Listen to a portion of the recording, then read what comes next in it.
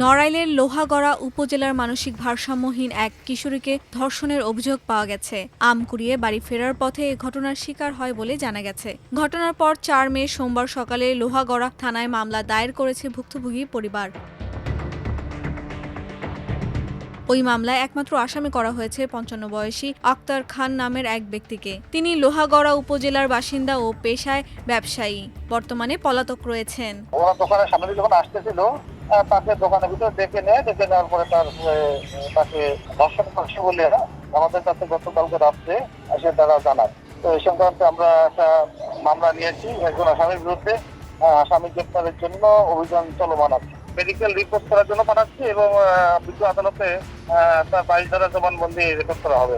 ভুক্তভোগী পরিবারের সূত্রে জানা গেছে ২ মে শনিবার দুপুরে ঝড়ের পর আম কুড়াতে বের হয় ওই কিশোরী। আক্তারের ফার্নিচারের দোকানের সামনে দিয়ে বাড়ি ফেরার পথে আক্তার ওই কিশোরীকে ধর্ষণ করে এবং ভয়ভীতি দেখিয়ে বাড়িতে পাঠিয়ে দেয়। পরিবারের লোকজন পরে বিষয়টি জানতে পারলে তারা থানায় মামলা দায়ের করেন।